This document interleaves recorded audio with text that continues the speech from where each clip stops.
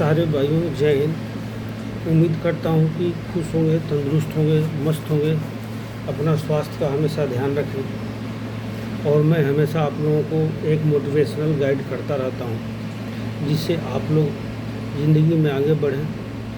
बहुत लोगों का मेरे पास फ़ोन आ रहा है कि सर इनकम टैक्स नहीं कटा है तो हम ITR क्यों फाइल करें। मैं हमेशा नोटिस करता रहता हूँ आप लोगों को कि आपको 12 लाख तक की छूट दे दी गई है, लेकिन आपको अपना आय को दिखाना है। यदि नहीं दिखाओगे तो 1000 से 5000 रुपये तक की आपको प्लांटी चार्ज देना पड़ेगा। और अभी 31 जुलाई लास्ट डेट दिया हुआ है इनकम टैक्स डिपार्टमेंट ने।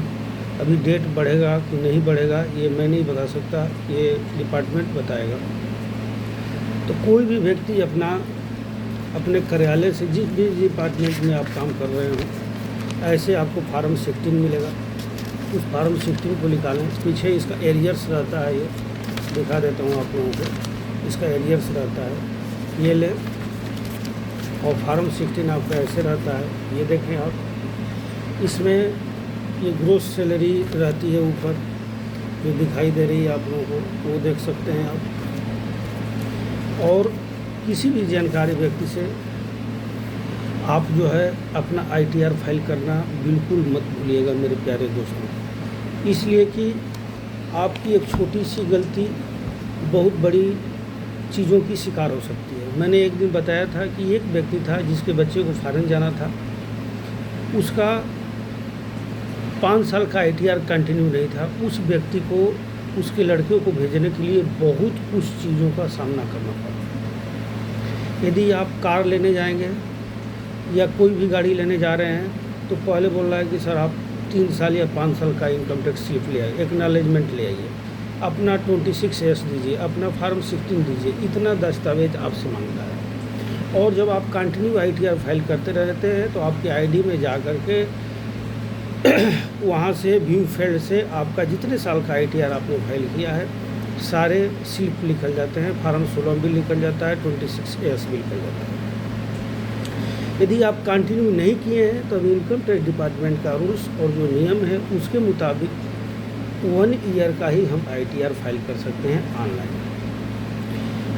चौथी पॉइंट मेरे दोस्तों है कि जैसे आप होम लोन लेने जा रहे हो तो सबसे पहले आपका 3 साल 5 साल का इनकम टैक्स मांगता है। पर्सनल लोन लेने जा रहे हो तो आपका फार्म 16 मांगता है, इनकम टैक्स भरे हो कि नहीं भरे हो, एक्नॉलेजमेंट मांगता है। किसी भी तरह का काम में चले जाइए, यदि बच्चे को पढ़ा रहे हो कहीं भी तो आपका कंटिन्यू इनकम टैक्स का स्लिप मांगता है। लड़का कहीं जॉब में जा रहा है तो उसका स्लिप मांगता है। लड़का भी जॉब कर रहा है तो उसका भी ITR फाइल का दिखाना है। कुछ संस्था ऐसी हैं, जैसे मैं फिल्म इंडस्ट्रीज को मानता हूँ, इतने एक्टिव वहाँ के लोग हैं कि उनकी सैलरी कम भी है, हाई भी है, लेकिन टाइम से अपना ITR फाइल करा लेते हैं, अपना इनकम दिखा देते हैं 0 बैलेंस पे। अभी आपका कटा है नहीं कटा है, लेकिन भाई आपको मना थोड़े किया गया है कि आपने इनकम टैक्स नहीं भरना है। आयकर विभाग को आपने अपना 0 बैलेंस में इनकम टैक्स फाइल कराना है, नहीं तो आपको 1000 से 5000 तक की प्लांटी देनी पड़ेगी। तो इस चीज़ से हमेशा आप लोग एक्टिव हो जाएं, मजबूत हो जाएं।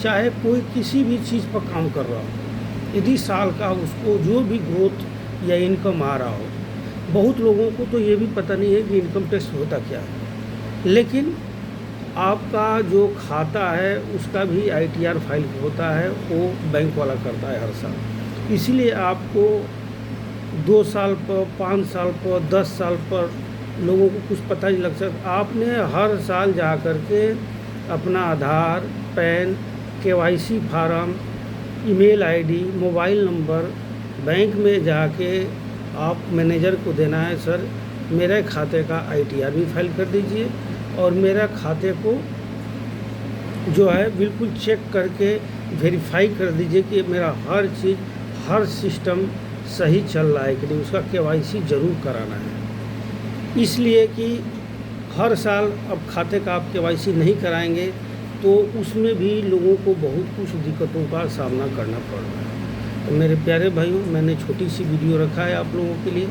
कि जो है आप लोग अपना हर चीज़ का ध्यान रखें। जो भी मेरे से सहायता या सपोर्ट मिलेगा मैं आप लोगों का मदद करूँगा। जय हिंद मेरे प्यारे दोस्तों।